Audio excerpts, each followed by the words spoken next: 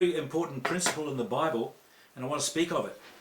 Jesus could have called on the 12 houses of heaven. It said he could have called on 12 legions of angels, right? When he was on the cross. He could have called on 12 legions of angels. That's the signs of the zodiac, right? That's the astrology. He could have called on those, but he opened not his mouth, right? He remained silent. And the world put him to death, right?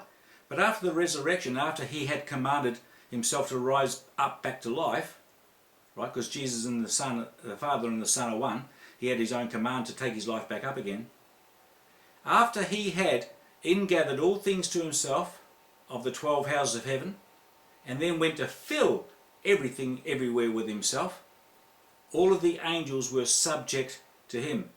Before that, he was not able to command the angels, but the angels were commanding him from the 12 houses of heaven, the 12 streams of light coming in from the 12 houses of heaven, which the Bible calls in the Old Testament the Matzerot, what we call through the Greek the signs of the zodiac. Jesus knew that the 12 houses were the separation, they're shifting sands of time, right? Shifting sands of time. You don't build your house, which is your body, on the shifting sands of time. You build your house on the rock, which is the ingathering of all things into one. When the time was right, God sent his Son to gather all things into one. Jesus did that, and he did not call upon the fragmentation and separation of the realms of prophecy of dead men. He didn't call upon those 12 houses, no. He ingathered all things unto himself. And he did not resist death, even unto death. He poured out everything, all but love. And then when he took his life back up again, he was whole, complete. And all angels became subject to him. This is in the Bible. It's in the Bible.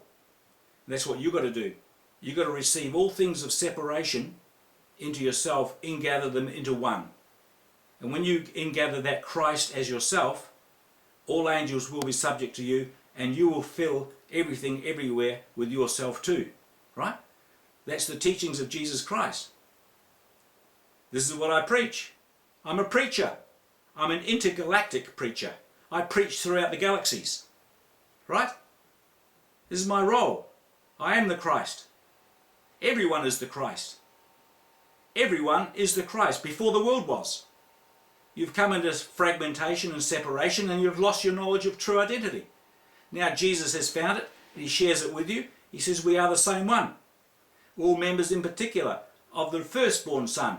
We are all before the world was. This is amazing revelation that's in the Bible. I teach this and preach this because I'm proving it to myself. I am the Christ of God, and I know you are too. Jesus said we're all members one of another.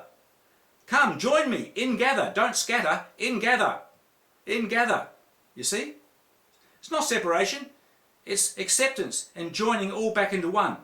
Yes, we've got to cast away those things of the flesh. Of course, we must cast away the things of the flesh. We must dissolve those things which are at enmity to God within ourselves, all those iniquities, those high thoughts that exalt themselves above the knowledge of God. Cast them down, uproot every stronghold that's working within the temple of your body. All those iniquities and things of sin and depravity. Yes, we've got to deal with those. And as you ingather everything into yourself, it comes into the fire. God is a consuming fire to destroy that liar that we have been. We've been the devil against God. We've been the flesh at enmity against God and one another.